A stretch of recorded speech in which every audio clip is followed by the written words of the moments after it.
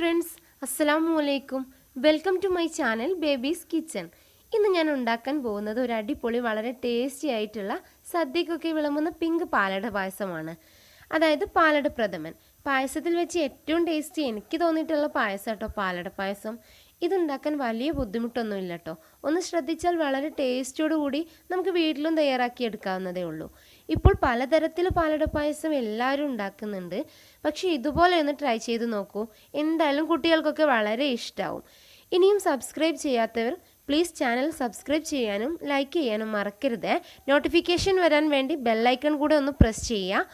Okay friends, വീഡിയോയിലേക്ക് പോകാം. അതിനുവേണ്ടി ഞാൻ ഇവിടെ എടുത്തിരിക്കുന്നത് പ്രിയ റൈസ് പാലടയാണ്. ചെറിയ സൈസിലുള്ള അടയാട്ടോ ഇത്. ഈ ഒരു പാക്കറ്റിൻ്റെ വില എന്ന് പറയുന്നത് 85 രൂപയാണ്. നിങ്ങൾ വാങ്ങിക്കുമ്പോൾ ഇതുപോലെയുള്ള അട മാത്രമുള്ള പാക്ക് തന്നെ വാങ്ങിക്കാൻ നോക്കുക. അതായിരിക്കും ഒന്നും കൂടെ നല്ലത്. ഞാൻ ഈ പാക്ക് മുഴുവനും എടുത്തിട്ടില്ല. ഈ പാക്കിൻ്റെ 1/4 ഭാഗമേ ഞാൻ എടുത്തിട്ടുള്ളൂ. ഇതുപോലെ ഒരു കറി എടുക്കുന്ന ബൗളിൽ 1/4 ബൗൾ മാത്രം. ചെറിയ സൈസിലുള്ള അട പറയുമ്പോൾ ഈ ഒരു വലുപ്പത്തിലുള്ള അടയാട്ടോ ഞാൻ എടുത്തിട്ടുള്ളത്. ഇനി നമുക്ക് ആദ്യം അടയൊന്ന് വേവിച്ചെടുക്കണം. അതിനുവേണ്ടി ഇതുപോലെയുള്ള ഒരു പാത്രത്തിൽ 1/4 പാത്രത്തിൻ്റെ അടുത്തായി നമുക്ക് വെള്ളം എടുക്കാം. ഈ വെള്ളം നമുക്ക് നന്നായിട്ടൊന്ന് തിളപ്പിച്ചെടുക്കാം. ഇപ്പോൾ വെള്ളം നന്നായിട്ട് തിളച്ചിട്ടുണ്ട്. ഇനി ഫ്ലെയിം ഓഫ് ചെയ്തിട്ട് എടുത്തു വെച്ചിരിക്കുന്ന അട നമുക്കിതിലേക്കിട്ട് ഒരു അരമണിക്കൂർ കൃത്യം അടച്ചു വെക്കാം. വെള്ളം തിളച്ച് കഴിഞ്ഞാൽ ഫ്ലെയിം ഓഫ് ചെയ്യണം കേട്ടോ. ഇനി ഇത് ഇങ്ങനെ അടച്ചു വെച്ച് ഒരു അരമണിക്കൂർ ഇരിക്കട്ടെ. ഞാനിവിടെ പാലടയ്ക്ക് വേണ്ടി മിൽമയുടെ പാലാണ് എടുത്തിരിക്കുന്നത്. ഇതുപോലെയുള്ള 525 ml ക്വാണ്ടിറ്റി വരുന്ന ഒരു 5 പാക്ക് പാലാണ് ഞാൻ പായസത്തിന് വേണ്ടി ഇവിടെ എടുക്കുന്നത്. 5 പാക്ക് പാലിൽ 4 പാക്ക് പാൽ ഞാൻ ഇപ്പോൾ ഇവിടെ തിളപ്പിക്കാൻ വെച്ചിട്ടുണ്ട്. ഇനി നമുക്കിത് നന്നായിട്ടൊന്ന് തിളപ്പിച്ചെടുക്കാം. അരമണിക്കൂർ കഴിഞ്ഞപ്പോൾ ഞാൻ അട മൂടി വെച്ചതൊന്ന് തുറന്നു നോക്കി. അപ്പോൾ നമ്മുടെ അടയൊക്കെ നന്നായിട്ട് വെന്ത് വന്നിട്ടുണ്ട്. ഇനി നമുക്കിതിൻ്റെ കൊഴുപ്പൊക്കെ ഒന്ന് പോയി കിട്ടാൻ വേണ്ടിയിട്ട് ഒരു 2-3 തവണയായിട്ട് പച്ചവെള്ളത്തിൽ കഴുകിയെടുക്കാം. ഞാൻ 3 വട്ടമായിട്ട് കഴുകി എടുത്തിട്ടുള്ളതാണ് ഇത്. നമുക്കിത് വെള്ളം ഒന്ന് ഊറാൻ വേണ്ടിയിട്ട് മാറ്റി വെക്കാം. 1/4 പാത്രത്തിൻ്റെ അടുത്തായിട്ടാണ് ഞാൻ വെള്ളം ഒഴിച്ചിരുന്നത്. ആ വെള്ളം ആ അടക്ക് കറക്റ്റായി വന്നിട്ടുണ്ട്. വെള്ളം ഇനി കുറച്ച് കൂടിപ്പോയാലും കുഴപ്പമൊന്നുമില്ല. നമുക്കിത് കഴുകി വൃത്തിയാക്കി എടുക്കാനുള്ളതാണ്. ഇപ്പോൾ നമ്മുടെ പാല് തിളച്ച് വരുന്നുണ്ട് കേട്ടോ. ഇനി നമുക്ക് ഇതിലേക്ക് ആദ്യം പഞ്ചസാര ചേർത്ത് കൊടുക്കാം. 2 കപ്പ് പഞ്ചസാരയാണ് ഞാൻ ആദ്യം ചേർത്ത് കൊടുക്കുന്നത്. പഞ്ചസാര നമ്മുടെ ആവശ്യത്തിനനുസരിച്ച് ചേർത്ത് കൊടുക്കാം. എന്നിട്ട് ഇത് 2 മിനിറ്റ് നേരം നന്നായിട്ടൊന്ന് ഇളക്കി കൊടുക്കാം. ഇപ്പോൾ പഞ്ചസാരയൊക്കെ മിക്സ് ആയിട്ടുണ്ട്. ഇനി നമുക്ക് എടുത്തു വെച്ചിരിക്കുന്ന അട കുറേശ്ശെയായി ഇതിലേക്ക് ഇട്ട് കൊടുക്കാം. എന്നിട്ട് നന്നായിട്ട് തിളക്കുന്നത് വരെ ഇളക്കി കൊടുത്തുകൊണ്ടേയിരിക്കാം. ഇതൊന്ന് തിളച്ചു വരുമ്പോൾ ഒരു 3 ഏലക്കായ പൊട്ടിച്ച് ചേർത്ത് കൊടുക്കാം. മധുരമൊക്കെ ഒന്ന് ബാലൻസ് ആയി കിട്ടാൻ ഒരു പിഞ്ച് ഉപ്പും കൂടെ ചേർക്കാം.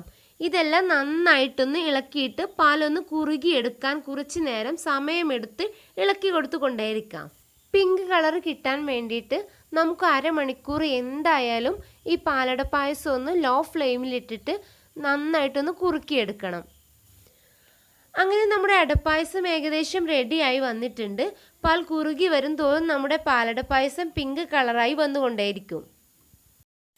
ഇനി നമ്മുടെ പാലട പായസം വളരെ ടേസ്റ്റോട് കൂടി കിട്ടാനുള്ള രണ്ടാമത്തെ സ്റ്റെപ്പ് എങ്ങനെയാണെന്ന് നോക്കാം. ആദ്യം നമുക്ക് ഒരു പാൻ വെച്ച് അണ്ടിപ്പരിപ്പ് ഒന്ന് റോസ്റ്റ് ചെയ്തെടുക്കണം. അതിനുവേണ്ടി പാനിലേക്ക് 2 ടേബിൾ സ്പൂൺ മിൽമ നെയ്യ് ചേർത്ത് കൊടുക്കാം. ചൂടാവുമ്പോൾ അണ്ടിപ്പരിപ്പ് ചേർത്ത് റോസ്റ്റ് ചെയ്ത് മാറ്റി വെക്കാം.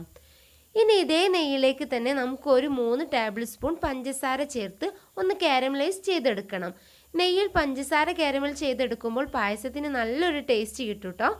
പഞ്ചസാര നെയ്യിൽ നന്നായിട്ടൊന്ന് ഉരുകിയതിന് ശേഷം നമുക്കിതിലേക്ക് മാറ്റി വെച്ചിരിക്കുന്ന ബാക്കിയുള്ള ഒരു പാക്ക് പാൽ ഈ പഞ്ചസാര കാരമലിലേക്ക് ഒഴിച്ചു കൊടുക്കാം. ഇങ്ങനെ തണുത്ത പാൽ നമ്മൾ ഇതിലേക്ക് ഒഴിക്കുമ്പോൾ പഞ്ചസാര കാരമൽ തണുത്ത പാൽ തട്ടിയിട്ട് ഒന്ന് കട്ടിയായി ഇതുപോലെയാകും. പേടിക്കേണ്ട ആവശ്യമൊന്നുമില്ല. ഇത് ആ പാൽ നമ്മൾ നന്നായിട്ട് തിളപ്പിച്ച് കുറച്ചൊന്ന് കുറുക്കിയെടുക്കുമ്പോൾ അത് അതിൽ കിടന്ന് അലിഞ്ഞു പോകും. കണ്ടില്ലേ, ഇപ്പോൾ എല്ലാം ഇതിൽ മിക്സ് ആയിട്ടുണ്ട്. ഇനി ഇതിലേക്ക് റോസ്റ്റ് ചെയ്ത് വെച്ച അണ്ടിപ്പരിപ്പ് ഇട്ട് കൊടുക്കാം. ഇതിപ്പോൾ നന്നായിട്ട് തിളച്ച് കുറുകി വന്നിട്ടുണ്ട്. പാൽ കുറുകി വരും തോറും തന്നെ നമ്മുടെ പാലട പായസത്തിന് നല്ലൊരു പിങ്ക് കളറായിരിക്കും.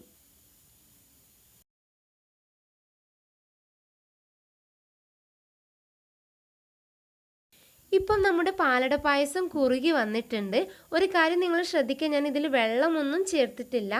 പാലട കുതിരാൻ വെച്ചപ്പോൾ തന്നെ ഞാൻ 1/4 പാത്രം വെള്ളം വച്ചിട്ടുണ്ടായിരുന്നു. അതൊക്കെ തന്നെ അതിൽ നന്നായിട്ട് കറക്റ്റായിട്ട് കുതിർന്ന് വന്നിട്ടുണ്ട്.